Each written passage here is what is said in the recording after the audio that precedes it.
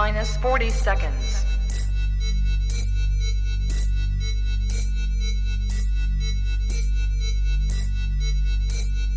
T minus 30 seconds.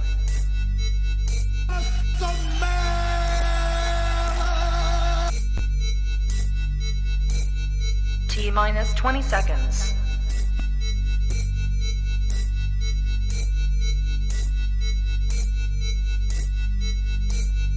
Ten, 9, 8, 7, 6, 5, 4, 3, 2, 1, 0.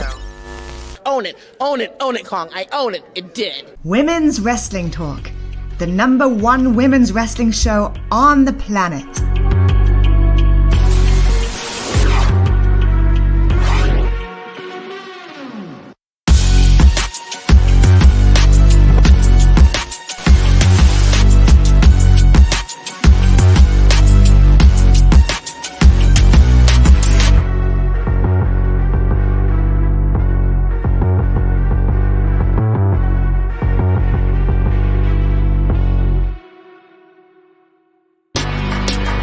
Women's Wrestling Talk, the #1 women's wrestling show on the planet.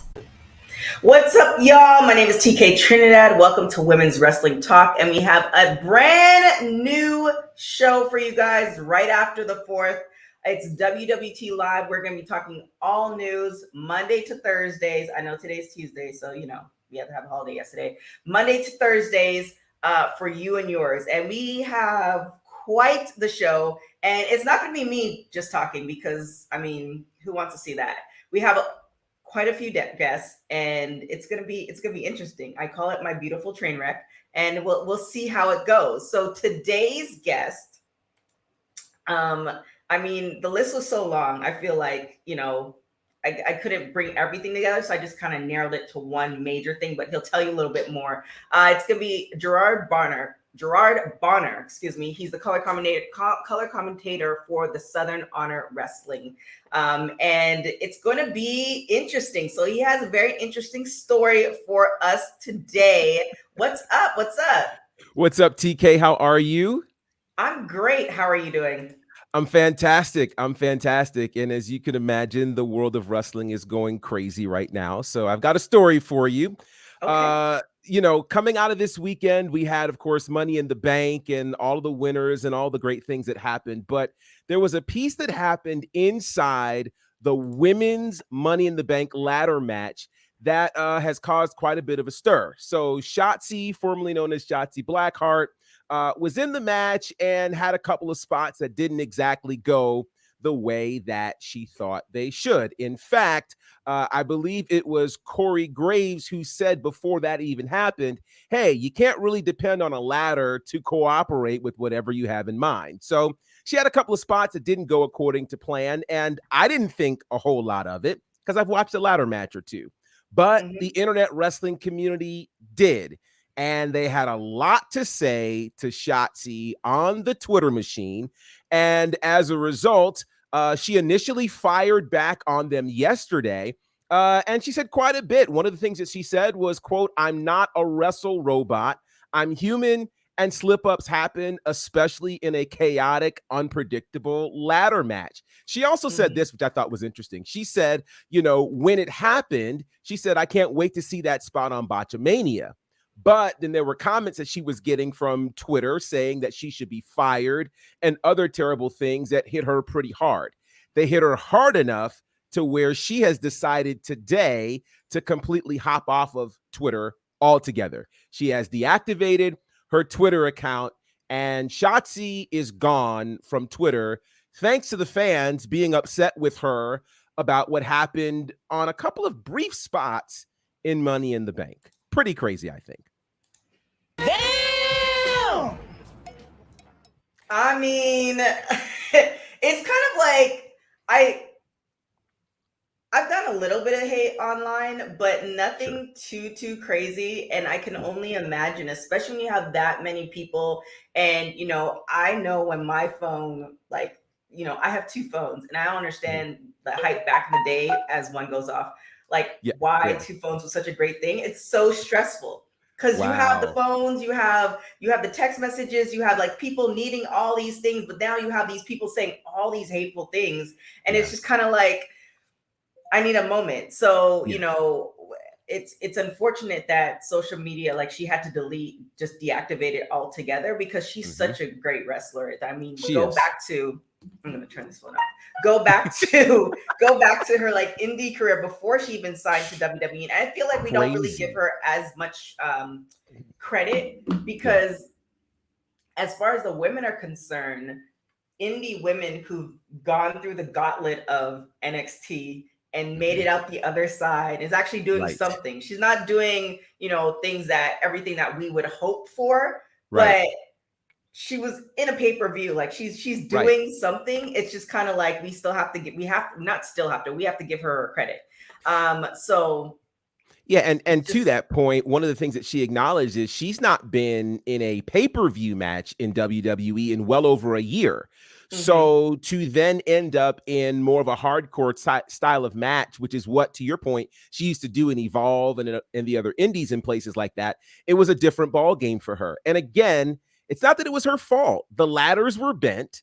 I mean, if you go back and watch before she tried some of that stuff, that's what happens. And again, you can't depend on a ladder to do what other people would do. I just Right. think it's unfortunate that the internet wrestling community at times can be toxic enough to where the people that we say we love and support end up having to leave. Now, if it helps at all, she's still on Instagram, though she doesn't post there nearly as much as she did on Twitter. But yeah, I think it's really unfortunate. And I don't know if Shotzi will decide to come back. She's not the first wrestler to delete their Twitter account because of Mhm. the craziness on Twitter. But it's unfortunate because I thought this was a great match. I thought she had a great showing in the match. And I thought for a space in time where sometimes it looks like WWE doesn't give the younger talent the opportunity, a lot of young talent in that women's match had great exposure and great opportunity. And I think it's unfortunate that the universe kind of responded that way. Yeah, it's crazy. So we have some people chiming in. Bosa, our resident, we had a name for him when he was at AfterBuzz, and I forgot the name, but we'll come up with a name if they already haven't already. But Bosa, he's been one of our day ones. So he said, plus the ladder wasn't on a steady playing field. It's hard to use the ladder. I mean, Right. kudos to them. Like those ladders, That's tough. yes, That's very tough. tough. And they're heavy. Nick, and they're heavy. So Nikki, Mhm. Nikki chiming in. She was better on NXT. I mean, I feel like a lot of people were really great at it. I think I said it last week where I feel like NXT is like women's college basketball. So follow me here. Yeah, that's a Women's great college point. basketball, yeah, you see these women dunking, you're seeing them do Mhm. these amazing things, and Right, then they get to the WNBA, and it's right. like, but I Mhm. saw you dunk, literally like a year ago. Like, what's going on? Totally. And It's you could play it to the fact that they play all year round, and that's a whole sure. nother thing. But I Yeah. feel like that's the same thing with NXT. Like they get to the Yeah. main roster, it's like, who are And there you are two again? different systems at work too. They're trying to stabilize that, but still, Shotzi was from the older system that in NXT where you got to do a whole lot of things, and that's not quite the case in SmackDown world. It's not. So where do you think? What do you think is going to happen to Shotzi now? I mean, obviously she didn't get, because there have been times where botches have happened, and Sure. WWE kind of is like, kind of almost distanced themselves by taking them off TV for a moment. Right. But what do you think is going to be the next step for Shotzi? I mean, I don't think this was that level of botch at all. I mean, I think that Shotzi did well in that match, and I hope that Shotzi gets more opportunities because I thought that was the biggest stage, certainly when it comes to SmackDown or Raw, that we've seen Shotzi on this entire time. Save the time that she had a tag title match and her and Tegan Knox had that opportunity, and then it kind of vanished. So this was a really big deal for her. I hope this means more opportunities, particularly now with a new SmackDown Women's Champion. I think there are some more opportunities for her. I don't think the WWE distances themselves at all. Yeah, well, we'll see what's going to happen with her. She definitely needs more. She she's she's got more than a lot of folks, but there Yes. can always be more done. Like it's one of those things where I feel like, people of color and women, We want so much, but there's like a 3-hour show, and so you want to kind of have that balance. Yeah. But it's like, no, but I really want to see more of Right. her. Like I love Right. Shotzi's aesthetic. I love her look. Like I feel like they Hmm. could do more with her, but Yeah. I guess beggars can't be choosers, I I suppose. I don't know. I feel for her, but there is enough opportunity available if they give it to her. So we'll see. There's that. So tell everybody a little bit about yourself for people who don't know who you are and where they can Right. find you. Sure. My name's Gerard Bonner. I get to do quite a few things. I've got a podcast called The Faction, but I'm really, and I'm excited about that. Equally excited about being color commentator for Southern Honor Wrestling, a promotion right outside of Atlanta. Who, by the way, a guy named Theory, who they call Money in the Bank. Yeah, he's been on a promotion and a few other people. It's pretty cool. So that's also now color commentating for Battle Slam as well. Shout out to Baron Black, a great mixture of pro wrestling and hip hop, working with the Nightmare Factory as well. So getting to do quite a bit of things in Okay. the wrestling world from a commentary perspective. And you can always find me at Bonnerfied on all the socials and check out what we're doing. It's a lot of fun. Oh my gosh. Well, thank you so much. I look forward. This first pitch of this show, WWT Live, and you just like knocked it out. I don't even know why I like bothered to tell you. Like you got it. So I look forward to seeing more, telling me what's up and the rest of the world's what's up. But thank you Absolutely. so much. Thank you. I appreciate it. All right. I will see you later. You got it. All right. So quick before we move on to our next story, I'd be remiss if I did not say this. Happy birthday to our editor-in-chief, Santana. I should know her first name. I do know her first name. I know to spell it, but I always butcher it, so I'm not going to say her first name. But happy birthday, Santana. Definitely go and show her some love on her birthday for sure. If you guys have been with WWT since 2017, you've seen how it's grown. And if you check our website, which you should too, www.talkpod.com, a lot of the growth of it has been because of Santana. So shout out to her. She is enjoying a week off. So happy birthday, Santana. So now it's going to move to our next guest. He is ready. She's here. Mr. Blue Magic, what's up? How you doing? How you doing? Good. So let's get to it. What do you got to tell me? What's the news for today? For the news today is, my homegirl from Jersey, Liv, has won Money in the Bank this past weekend. Now, I know if you follow me on Twitter, I don't really watch too much WWE, but this weekend I had to, check it out to see how Money in the Bank was working out. And I'm glad I did because I got to see my homegirl, Liv, win Money in the Bank. Now, I would be remiss if I didn't admit that I was kind of sad that they didn't let her hold the briefcase for a little bit. I was kind of optimistic after her interview. She's like, I'm thinking WrestleMania. You never know. Let me just enjoy this moment. And with the past history of them not allowing the women to carry the briefcase for a very long time, I think the only person that held it long was Carmella after she had to win it twice back to back because of that whole situation. But other than that, everybody has cashed in the same night. So I was kind of looking forward to Liv picking a moment that would last and draw it out a bit. But definitely it was a great moment for us this past weekend for those from Jersey and those who has been cheering for Liv. Well, there it is. Now, my question is, because I've been reading a couple articles, and Nikki, I think a lot of people feel the same way. They knew they had to pull the trigger. Though her holding it, they would have let it be stolen by Carmella. So, like, what do you think is next for Liv? Like, do you think she's gonna hold it for a long period of time? Do you think if this is just a short stint? What do you think?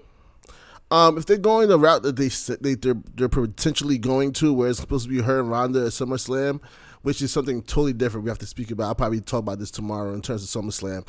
But with they gonna go her Liv versus Ronda Rousey for SummerSlam, I don't see her carrying it very long unless they do a dusty finish where it's an interference or she gets some kind of help. Because the way they built Ronda and the way she defeated Ronda was kind of like anticlimactic, to be honest with you. Mm-hmm. But I was just so happy for the moment for Liv that I'm like, I'm just gonna look past that. But going into a match with SummerSlam, I don't see Liv surviving against Ronda. And that's what I was wondering too. Nikki did bring that up, so let me know, Nikki, if it has been confirmed if Ronda is injured, because how like you said, it was anticlimactic because like I felt like it could have went two ways. So Liv won Money in the Bank. She had two obviously opponents to cash it in. When she brought out to Ronda, I thought that she's just gonna lose Money in Bank, and Ronda's gonna retain. So the fact that Ronda lost, I was like, this is not on brand with WWE, because WWE loves them some Ronda. So I kind of figured that she was injured, or she is injured. So that makes, or she needed time off. She's a mom. She's Ronda Rousey. She pretty much do whatever she wants. She needed vacation, whatever. So I kind of thought that was the case. So I haven't seen any reports saying that, but there's a lot of wrestling floating around with that. So yeah, definitely. But I do definitely want to see how she handles herself moving forward. I still watch clips online, and that's one of the clips I'll be looking for in terms of like WWE, just to see where they're going in direction. Because if I'm not mistaken, SummerSlam is like a month away now. Yeah. So it's not that much time. Yeah, it's not that much time to build another competitor for her if Ronda is in fact injured. So it's going to be an interesting story to tell. And we've seen in the past a lot of times with these champions, it's to build up the character after they win. And if they're lackluster, then people don't care for the champion, as no matter how much you love them. So it's going to be interesting to see how they're going to go into this. Okay. So other than Ronda, who else do you think is going to be a good opponent for Liv? I could see them going Lacey Evans. I could see them going Rodriguez. I could see one of those two because they was pretty dominant in the matches. It seems like they're going with the Asuka and Becky thing a little bit longer from what I saw from TLC. So I could see one of those two stepping up and challenging Liv for the title, maybe on a couple of SmackDowns or leading up to maybe. Okay. Because it's going to be interesting too, because you kind of look at it and it's like the brand split. Is it really there anymore? That's what I was thinking, because they did the brand split. I was doing X-Pac show, so that was 2016, 2017, I think. Yeah. Somewhere around there. And now I feel like with the crossover, like you're seeing they're just kind of crossover. It's not once in a while, it's happening often. Right. So I wonder if they're just gonna go back to, I just feel like what happened was they probably like shot themselves in the foot when they gave the Bloodline all the major all the titles in terms of the tag team and undisputed titles. So now you have to look forward. Now you have to kind of mix it up to bring different competitors. Nikki also brought up a good point. If Charlotte comes back, Charlotte's always in the title picture somehow, some way. So let's also be clear. Nikki is Charlotte for life. So okay. Yeah. So it's gonna be Charlotte or nobody else. So let's sorry Nikki, but that's the fact. So yeah, I mean, and I think is Charlotte coming back? Because before she even went and got married, there was things saying that she wasn't really happy there. Locker room issues, stuff like that. Allegedly. Right. So do we really know that if she's coming back? And then go on. No. Go ahead, finish. Also I was gonna say is that I don't want to push people to other pages, but Paige is on Twitch right now, and her title says 2 days left before her contract is over. Yeah. So Charlotte could do the same thing as well. So yeah. But I don't know what Charlotte's contract situation is right now. I did hear about her being unhappy. I've heard that for a while, and her wanting to go to other places and spread her wings. That's kind of one of the things that Ric Flair felt about. But I know that somebody later on will talk about the Ric Flair situation. You have to also remember they put Ric Flair back in the intro. So look forward to that conversation coming up on the show as well. That one's gonna be interesting. So I feel like that kind of helps the whole Charlotte situation. Is she gonna stay now that her dad is more involved with WWE? So you never know when it comes to WWE and the title picture. So like I said, whenever Charlotte's if she's on the roster, she's automatically number one contender. So I wouldn't be surprised if she just pops up one night and was like, hey, I need a title shot, and she got it. Like, and that's just the way it is, to be honest with you. Yeah, that's definitely clear. We have Bosa saying from Public Enemy's podcast that she's also enjoying being a married woman. I mean, who wouldn't? Like, yeah. Just the wedding looked amazing. She's on vacation. That looks amazing. I mean, wrestling is all year round. Imagine you work at your job all year round. You have a couple days off in between, and you have to travel, but it's not luxury travel. Like you hop in a car, you're driving place to place. Like that's not. It gets old. It's not fun. It's not right. Especially if you're away from the person that you love. In terms of her husband. It's not fun at all, and we've seen how he's reacted to some of the things that WWE has done with his now wife. He recently came back to AEW, so it's interesting. Maybe she is back on the road. We never know. You never know. Before you get out of here, tell people where they can find you, all that good stuff. Of course, you can find me at Blue Magic Grind, spell how it sound. You can also follow me with with my co-host Jenna, Miss Jenna Baby BAYBEE at the Mixed Tag Show. Also, I am owner of For Your Wear, so it's going to be a new marketplace for podcasters and wrestlers. So look out for that as we continue to grow. And that's about it. That's about it. I'm just just creating businesses and just. I'm trying to fill some voids for us. I'm trying to because the other ones that got too big or got forgotten about and did some wrong things. So I'm trying to fill the void for us wrestling fans. We can find some new merch. Shout out to Krista B in the chat. Those wrestling girls are one of our clients. Shout out to Public Enemy Podcast. They always show support. I'm just trying to create a new space and give podcasters and wrestlers a new place to feature their merchandise and get some sales for them and get some money in their pockets. Boom. Well, there it is. I feel like you mentioned this to me, and I got lost in the sauce. So we're gonna have to talk about it offline. So definitely. We'll definitely get it together. But thank you so much. No problem. I don't know if you want to hang around for the next story, or you're like, I got a life. I have to do all these. Yeah, I have 3 kids waiting to go eat dinner. So. and you're a father. So there it is. Well, thank you so much. We will. Thank you for having me. Definitely. All right. Ciao. Oh, goodness. So we have another guest coming on. Ooh, Mr. Black Wrestling himself. All the way across the pond, super late. So thank you for hopping in. What do you have for us today? Let me just first say congratulations on this new show, and very much appreciate being a part of it already. And I'm here on the debut show. It's crazy. It's 11:25 in the evening here. It's not that late, but it's late enough. So my story is usually July 4th is one of celebration for many people in the US. But Twitter turned it into something else, as what happens on Twitter very often. So we had WWE broadcaster Kayla Braxton put up a tweet, a bit of a joking tweet, but it kind of went down the wrong way. She said, guys, a guy asked me if I was free today, and I told him I've been free for since 1776. Happy July 4th. I get the joke. But many people didn't. As you can see, someone responded with, "Ma'am, you're black." Of course, for us, it's not the greatest day to celebrate, or for many Black Americans, African Americans, it's not a massive day to celebrate. And then Kayla responded with, "Oh, so now I'm black because it fits today's narrative. The other day, you called me white. You're a whack. Go be racist somewhere else." Again. The response didn't go down well. We had a whole lot of responses, or she got a whole lot of responses from so many people.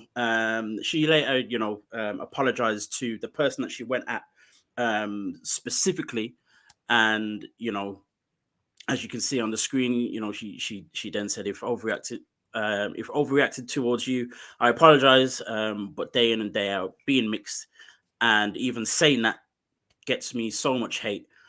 I get picked on for whatever side I decide to stand on at any given moment.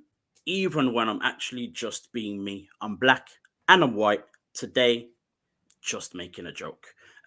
Sorry you got the heat, but you know, that's what this is where we're at. The tweets that were coming in for her, whether they were directed directly at her or just stuff that I saw kind of on my timeline kind of pop up from different people, was just crazy to me. I can only imagine. You know, and one thing we have to remember is, you know, Kayla Braxton, as she mentioned, you know, she's biracial, but she was also raised, you know, by a white mother and then adopted into another family, which was white parents. But I think the kids that she was around were multicultural, but at the same time, they were all brought up by, you know, a white mother and a white father. Kayla herself only really found out she had a black father, I think about 4 or 5 years ago. Something that she shared on social media as well.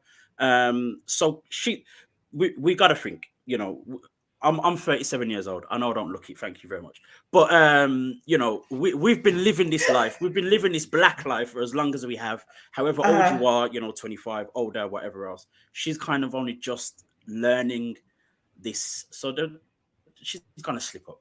There's gonna be things that she's doesn't quite get, or you know, and misses and stuff like that. So she's used to celebrating July 4th. That's what she's very used to. And then yeah, there's gonna be a lot of things that are just not gonna go down well. But for me, the sad thing about the timeline on Twitter was this whole "you're not black" or you're black, you shouldn't be celebrating this, or you should be doing this and you should be doing that, and this is the person you're supposed to be, and all of that. And I'm just like, when did we start telling people who to be? You know what I mean? So that was the craziness of July 4th. Welcome to the free world. It's touchy. So, you know, shout out to Miss Krista B. Said we need to learn how to give people grace, and I definitely agree with that. You just don't know where people are, right? And the way the way America is set up now, and this is me, a Canadian living in America, especially with Juneteenth and all that stuff. There's just a lot of things going on. There's a lot of information. There's a lot of misinformation, and you know, people are learning, and you know, she has the freedom to be whatever she wants to be. If she wants to say that she's white, she can say that she's white. She does say that she's both, but the likelihood is, if you grew up in a white family, then you're not gonna, you know, necessarily go to the cookout until you're older, if ever. You know? That's the truth. Cookout. So, you know, it's just, you know, if you know, I would say I would invite you over, but I don't invite everybody over to my cookout. But it's just one of those things. You can't assume everything. And then I believe, you know, the finding out that, you know, who her father or what race her father was, and not knowing, like, that's a whole nother story in itself. So we definitely have to show her grace with that. Of course, and you know, I think someone's put it in the chat. I think it's Nikki that said, you know, people say Sasha is black, but Kayla is white, and it's weird. Like we've got this thing where we kind of choose who we want to be with us, and if they don't agree with all the stuff that we agree with, then they're not one of us, and all this kind of stuff. But you know, we get the likes. I've you know, been doing my page for however long, and I can post something about Ricochet, I can post something about Ricky Starks, and I guarantee you, every time someone will question how black they are in some way. Again, with The Rock, a very similar thing. But yet, when MVP's posted, no one says a thing. Right? Why? His mom is white. No one says a thing. It's crazy, it's weird to when you think about that. Is it a swagger thing? Not to say the ones who I don't know. I don't know. I mean, maybe it is the fact that, you know, I know MVP is very much, obviously, you know, very much about his blackness, but at the same time, he would never deny his white mother. So what are we doing here? When did we become the gatekeepers of who's biracial, who's black, and who's white, and who this should be, and whatever? Right. It's just crazy. Well, I mean, that's a whole nother nother. We're talking wrestling today. We don't have time to unline all that. I know. But Yeah, hopefully, Kayla's, doing well, and she doesn't let her affect her. She seems like the type of person that she lets it brush off her back. As far as the apology, I guess I come from the belief that sometimes, we're in the era that everybody has to get an apology. And sometimes I feel like not everybody needs to get the apology. It's like when you put yourself out on Twitter like that, whether you're, giving your opinion, whatever, those people have the choice to give you their opinion back. Yeah. True. So, it's just kind of one of those things where, I feel the same thing about, if we're going to go down a small rabbit hole, like the N-word, like if you're not black and you decide to say the N-word and you get, slapped upside the head, like, but people have been saying like you poking the bear, but that's it's true. Sometimes we do know, we have a very strong idea of what kind of reaction we're going to get when we're about to do something, not even when we actually do it. So sometimes, maybe keep certain things to yourself, but at the same time, when it does happen, you got to kind of defend yourself at the same time as well. So yeah, the beautiful and not so beautiful thing about social media, the social media world. But it is what it is. With that being said, your page, tell everybody where they can find you. If you don't already follow me on Instagram, you can find me on Black Wrestling Alliance. You can also find me on Twitter. I've got a slightly different handle than I did. Changed it about 2 weeks ago. It's now WWA Dazzle. Trying to make it a little bit more about me. So you can find me there. You can also catch Wrestle Extra, my podcast that I do weekly, on the WrestleManiac UK YouTube channel every Tuesday at 6:30 UK time, 1:30 Eastern time, I believe, in the States. So, and always, obviously, free to watch it afterwards on the WrestleManiac UK YouTube channel. So that's it, really. Well, thank you for joining. I appreciate you for staying up so late. No problem. It's kind of funny because I'm in so many different chats and I miss certain things. I'm like, wait, what happened? What happened? And I looked, I was like, oh, I can see why we need to talk about this. So thank you for catching that. No problem. And thank you for letting us know. And well, have a good, I'm assuming you're going to go to bed now. I'm going straight to sleep. He's like, I've done my job. I have done my job. I've done my job, and we good. Let's get out of here. Yeah, exactly. All right. Well, thank you so much. No and until next time. Yep, right. Definitely. Wow, so much drama going on. We are moving on to our next story. I'm kind of excited about this one. A little bit of controversy, but we're gonna get into it. We have Mr. Kane McCoy joining us. What it do? What's up, everybody? How's you guys going today? It's been a very, very busy day. So my first pro broadcast, that's one word, pro broadcast, will be a remote broadcast. We're going to do it live from the whip. So TK, thank you for having me be a part of such a monumental moment in women's wrestling talk, because we're doing it live, baby. We here. So tell us what's going down with Ric Flair. Well, TK and all you wrestling nature people who enjoy this sport, who would have thought that the woo would have came back? That's right. I'm emotional just even talking about it.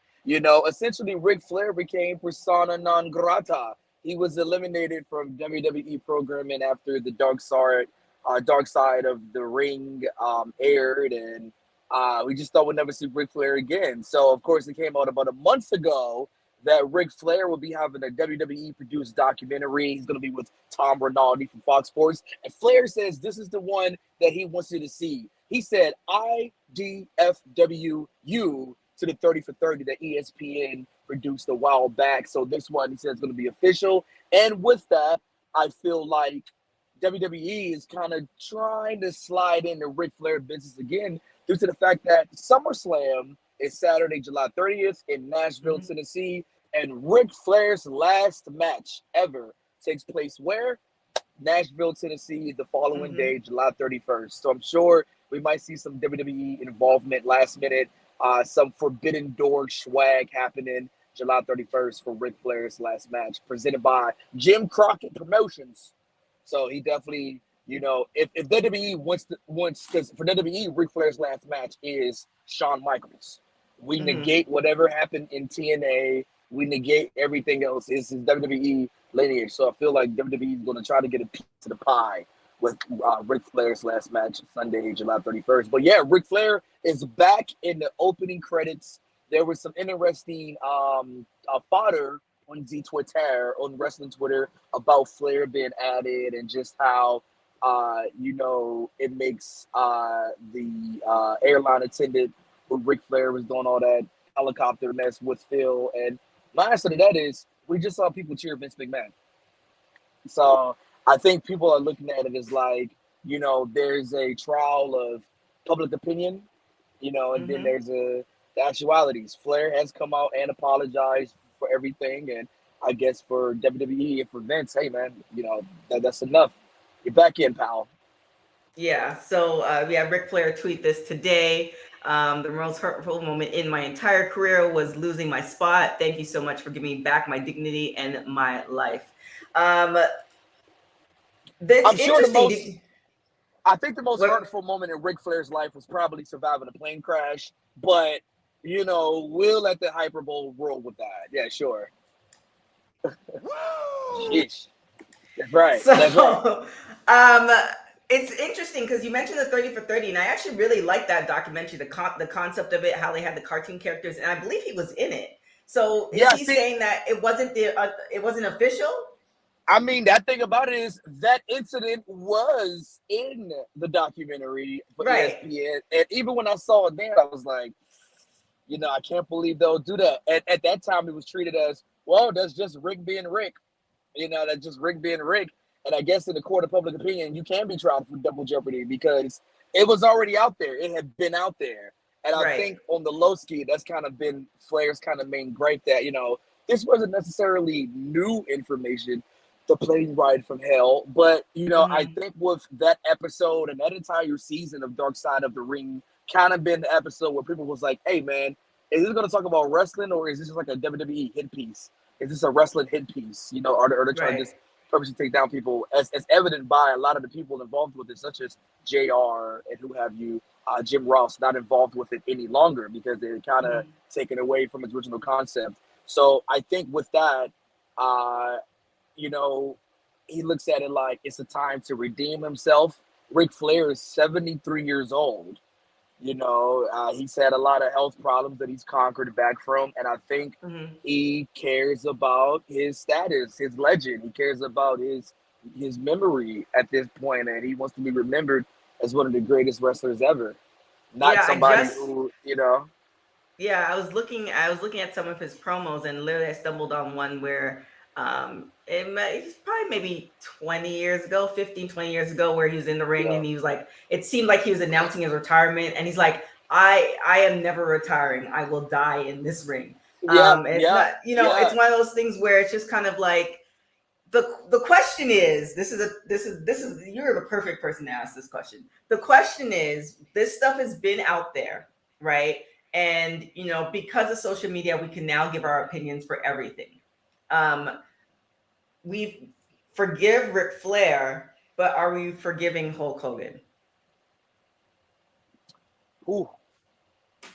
Those are two different things. You know, I think with Hulk Hogan, and I think with anything, right? With anything, when we hear something about someone that we didn't think they would do it, it's like, okay, where's the evidence?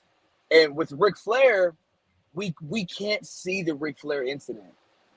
We can't see Ric Flair allegedly walking around with his robe opened and doing helicopter. You know what I mean? There's, you know, been animations of it multiple times, whether it's been in a WWE story time, whether it's been in a 30 for 30, whether there's been people talking about it on the Dark Side of the Ring. But we've never seen that incident. As opposed to Hulk Hogan, we can Google, we can YouTube it and hear Hulk Hogan saying how he feels about black people and dropping the N-bomb and hoping that Brooke doesn't end up with another one of them. And you know, I think the brother that Brooke was messing with was like rich, you know what I mean? Which shows, you know what I'm saying? Even if he was being just a little cool. So it's one of those situations where I think with Hogan, because you can see it, you can hear it, you know, there's something there, as opposed to Flair, that isn't the case. So, you know, That's kind of what I think about that. And then one other person, actually, good. Thank you, Nikki, for bringing that up. Tessa. So we did an article about Tessa. So she is going to go back to wrestling again, and uh, the stuff that's followed her. There's a couple of things. There's the locker room etiquette. There's some racist allegations, stuff like that. Do we just allow her to wrestle, or what's the game plan? Like what Man, should we just let Tessa be Tessa? I just think with Tessa, how many chances can one person get to show you that they ain't ish? You know what I mean? Like, how many times can you have these chances? Everywhere you've gone, you've, pooped the bed. Everywhere you've gone, whether professionally, whether personally.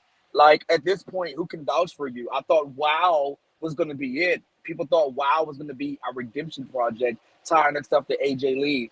And somehow, some way, she botched that, I think if her name was Tessa Jones, Tessa Mike, Tessa something else, and not having that last name of Blanchard, who knows if she even gets in the business? I mean, what memorable Tessa Blanchard moment do you have? Mine is Impact looking at maybe we shouldn't have done that when Callahan dropped the title to her. Even when that happened, everyone was like, that's who you're going to choose? When you got, Gail Kim or Mickey James or anybody other than her on the roster at that time, you could have put the strap behind. So I just think that at this point, is Tessa even, do you even want to see her? Like, you know her more for non-wrestling things. No one's like, yo, you seen that Tessa Blanchard 5-star match? It's always, can you believe what Tessa Blanchard has done now? And it doesn't show up in the ring work. So do we think that she is like, because she doesn't do a lot of interviews, and we have asked her for up until maybe about a year or so ago to come on the show. Not if you watch our interviews, we're not like I got you. Let's get the clip, like get the clicks type place. So she's had plenty of times, or she has defended herself on Twitter. But I feel like if you don't do any interviews, or you do interviews with particular organizations that kind of lean towards a certain thing, then it's like, are you giving people the ability to get to know you? Yeah, and that's the thing. I'm looking at a couple of the comments right now, and I'm looking at Nikki. I think for that, Nikki, I think that this is the people business like any other job, right? Is the juice worth the squeeze? You know what I mean? Is companies willing to deal with the headache? Are they willing to deal with are they willing to deal with it for this one person? You know what I mean? And I think, to keep it for women, I think when not Bia, Toxic Attraction, when Gigi Dolan was on the independent scene, she had she had the tampon incident. You know what I mean? When she pulled the tampon, you know what I'm saying, out. And everyone was like, what is this? But and it was very controversial at that time. But Shorty can wrestle. Shorty's good. Is the juice worth the squeeze? Probably. And if people go back and revisit that under her ring, I think it was Gigi Dolan then, and she has the a new name, Toxic Attraction. But you visit her then and see it now, and it's okay, there's been improvement. She's in NXT. She's in a major program with Toxic Attraction. That juice is worth the squeeze. She's getting fans' reaction. That juice is worth it. You know what I mean? So I think, like in any job, in any kind of environment, you kind of have to look at it on those coins. And and it seems like people are not really speaking. Like, I haven't really heard why. I think WoW put out a statement just essentially saying they're no longer. They went separate ways, but like nobody really wants to explain what happened. Nobody ever wants to explain. Not that we deserve to know, but it just, again, it just doesn't look in the court of public opinion. It doesn't look great when every promotion you go to, it's not like, because you have, for instance, Chelsea Green, Tyler Valkyrie, they left, they went to WWE, they did their things, and they're welcome back to Impact and other promotions. You could, like, if they weren't great people, then they wouldn't have much of a career after WWE. So Correct. it just kind of it's questionable, but Yeah.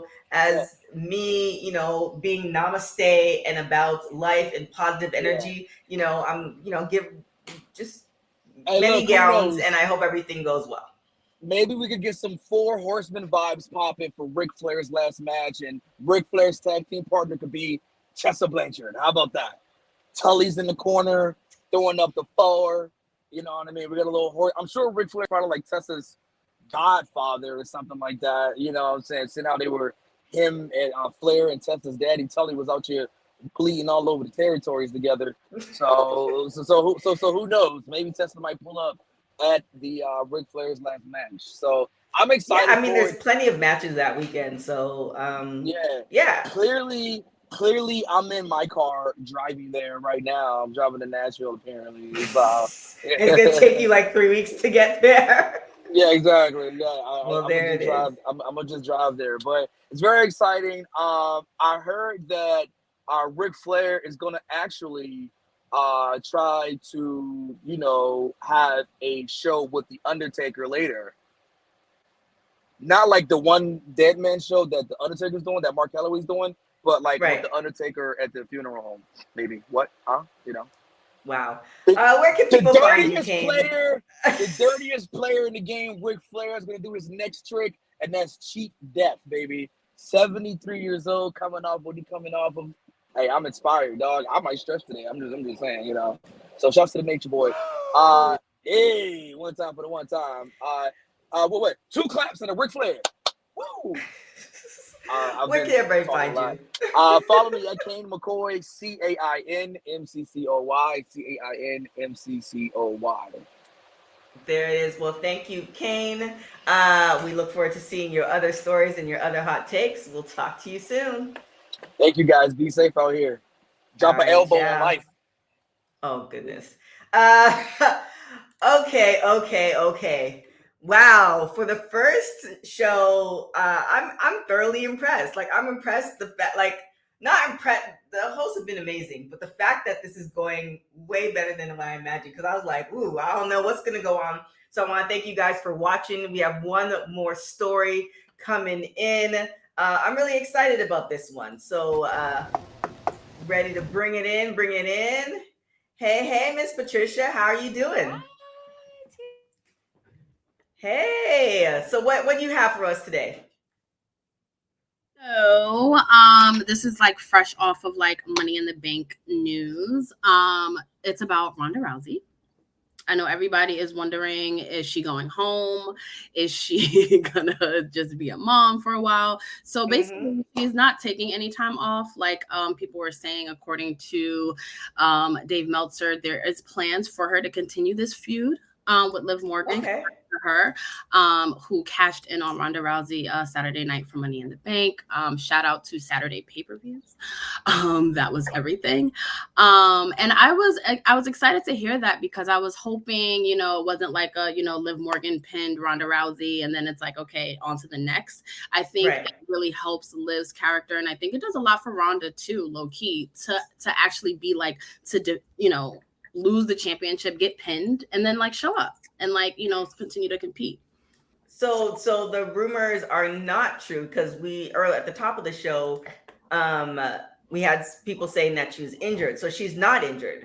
Not according to Dave Meltzer. The hope is to continue the feud through SummerSlam. And I think, I forgot who mentioned that Charlotte Flair is always the number one contender, no matter that what. Was Nikki. So yeah, okay.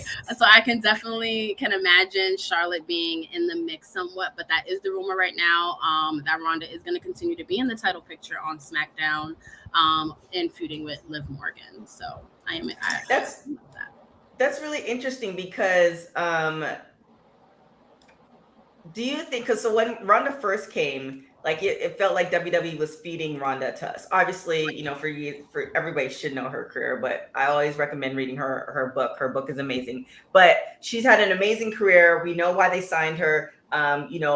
Mainstream media, all that stuff. So do you think that now she's becoming more of a wrestler versus, you know, I don't even know if the right word is side attraction, because it's not a side attraction, but like a legitimate wrestler with wrestling storylines and nothing catered to who she is as far as a brand. I do think that she's moving more in that direction.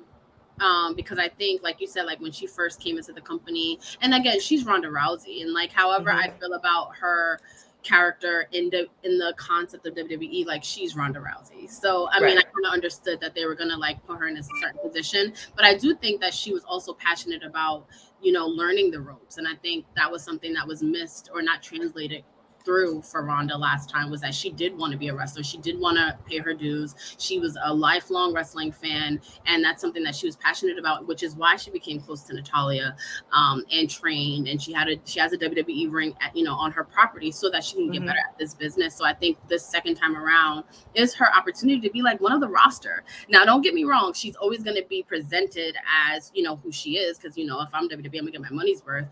But I do appreciate that, you know, she's losing, you know, and I think her showing with Natalya was very interesting as well, because it's like, you know, she was always with, you know, the Becky Lynches and like the big, you know, Charlotte Flair was her first feud, and like with Natty, it's like, you know, she is the measuring stick to me to some extent, but she held her own, and like it showed that she was just like, again, like one of the roster, you know, she was pinned, she was cashed in on, and, you know, she gave Liv her shine, which I appreciated too. Yeah, and then also let's put some not respect, but let's give Natty her flowers. Like that match that she had with Ronda, like it's not easy to, because we know Natty's good, period. Like Hall of Famer, that's are happening. But it's not only is she great, she's making other people look great and making it look believable. And you know, Ronda has come a long way from her first match to now, to the one that she had on this Money in the Bank.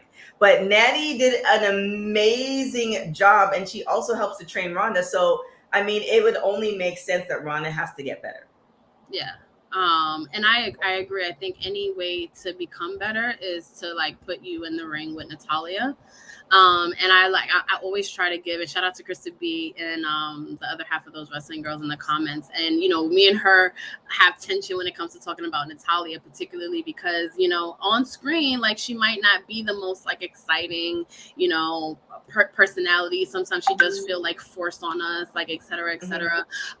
But Natty is Natalya Neidhart. You know, like there's no one that is who she is, and there's no one that has the in-ring instinct that she has. So I think, you know, Ronda having this feud with Natalya, and Natalya being that person that can go down. That's how I loved when she was down at NXT. I'm like, yes, Natalya, like rub off all of that greatness and all of that, like, you know, some things that you can't be taught by anyone but someone that's grown up around the business, like Natalya. So like I love that she was featured in this big money feud with, you know, Ronda Rousey, and that, you know, if Ronda Rousey lost, I don't think any of us would be like completely like whoa, because Natalya was owning it in that feud. I was like, okay. I actually thought that for a hot second that it might have happened, but then I realized that, and that's what we had talked about today. Which is, I think you mentioned the podcast that she did, that she's kind of like she's now a kind of a company girl, and that's not always the greatest, because being the company girl means that you're not going to get, you know, why can't she have as many championships as Charlotte Flair? Right. Like she's also a legend as well. I 100% agree, and that actually leads me to some other bit of news.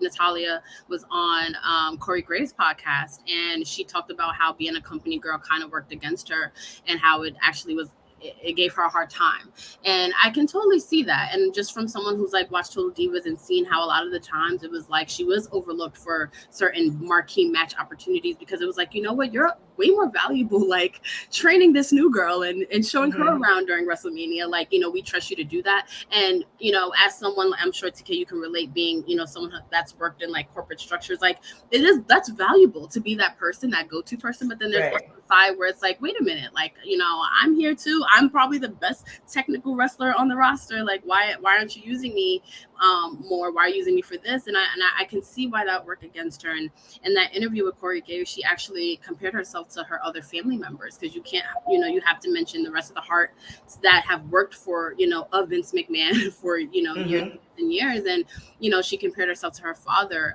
the Anvil, who didn't have the best, he wasn't the best company man. He was fired every couple years and brought back on by a favor to her, her grandfather. So she, saw that and was like, I'm not going to be that, because I want to be successful in my field. But then you have her uncle Bret Hart, who arguably is a little bit too much of a company man. Sometimes it took things a little too seriously. So now you have Natty, who was actually passionate about this business and also being born into it, in that weird spot of I know what it's going to take to better the future of this division, but I also want to be the star as well. And I think in recent years she kind of felt that sweet spot, and she definitely talks on that. But I'm glad Natalya was able to sort of share that, how being, I mean, can you imagine Natalya wrestling anywhere else at this point? Oh, no. Gift and a curse. And I appreciate that she's able to kind of share that, and I think she's way more comfortable in her spot now than she's let's be honest. We're still in a place where, as a woman, the longevity of your career, whether it's wrestling or not, is shorter than a man. Hopefully Natalya can surpass that, but it just seems like she's on the back end of her career, unfortunately. I'll make the rules. Be my guest to change it. I want to see more Natalya. But the way it looks, that's just how it's going, especially your body. Let's not talk about the wear and tear on your body, all that stuff. So she only has a certain amount of years left. And so, if I put in this much to one company, did you see that IG post where the guy worked at Burger King for 27 years and they gave him, oh my God, they gave him Snickers bar and just tchotchke stuff from the dollar store. This man has worked a ridiculous amount of time for Burger King, and they didn't give him what 27 years is worth. And I feel like that's the same thing with Natalya. She has gotten a lot of accolades, but definitely give her some more opportunities, whether it's okay, well, you're great at this, but we're going to put you with the manager. Don't put her with these random tag teams. I'm tired of seeing that. Do something that makes sense, and make her last 2, 3, 4 runs great, versus Natalya was a great company woman and she did all this versus Charlotte Flair. So we'll see what happens with that. Absolutely. Well, absolutely. Thank you so much. Tell everybody where they can find you. Thank you, TK. And this was awesome. I'm so honored to be on the first Women's Wrestling Talk Live. I love everything that you're doing. You can follow me on everywhere at Queen3_PR, and of course our Women's Wrestling podcast, Those Wrestling Girls. Shout out to my co-host Krista B. Hopefully she'll be popping in and out on these shows. And yeah, find us everywhere. We have a new episode up about Paige right now on YouTube, everywhere you get your podcast. We have bonus content coming out all month. Sasha Banks bonus content. Yeah, yeah. And we got new merch. Shout out to Blue from For Your Wear and Mixed Tag Show. We've actually been vending with him, so please check out our new merch. Support, open your store with him. Yeah, that's everything. Thank you, TK. No problem. I definitely look forward to you coming on with these stories. It's great that the timing, because we switched up the timing a little bit, but it's great the timing that you're able to talk about Ronda Rousey, because I wasn't quite sure.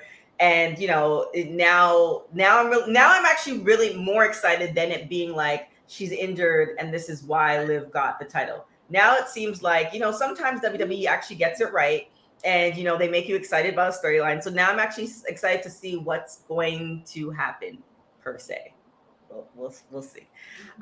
With that being said, thank you so much for hopping on. Thank you guys so much for watching our first episode of WWT Live. We're going to be doing this Monday to Thursday, every day at 3 p.m. Pacific Standard Time. Don't ask me about the rest of the times. I'll post it. It's all on social media. I can't remember all these time zones. It's hard, y'all. But definitely thank you guys for tuning into our very first episode. It is only going to get better. We have more hosts coming on. If you thought we had a lot of hosts today, we have even more hosts coming on, giving us the latest and greatest of all wrestling news. Thank you so much again, Patricia, for joining us. Shout out to Those Wrestling Girls. We support all podcasts. Like, you don't have to be like, is Women's Wrestling Talk or die? We don't want that. Support all podcasts, listen to all podcasts, because we all have different perspectives. And that's the great thing about the era that we're in right now. So thank you so much. Bye. So like I said, guys, thank you guys for tuning in. Make sure you're following us on all social media platforms at www.talkpod.com. Also, like I said, you could tune into WWT live every day, except for Fridays at 3 p.m. Pacific Standard Time. Then we have so many shows. Actually, stay tuned. We also have our Dishing Indie shows coming up right now. So stay tuned. We have a special guest coming up for that show, Dishing Indies, which is today. We also have Ms. and Mrs. coming up today. Tomorrow we are doing, oh my gosh, I really should have a list. Tomorrow we also have a show. Every day we have a show except for Saturday. So make sure you tune into all of that. My name is TK Trinidad. You can follow me on everything at TK Trinidad. Till next time, guys. Ciao. Women's Wrestling Talk, the #1 women's wrestling show on the planet.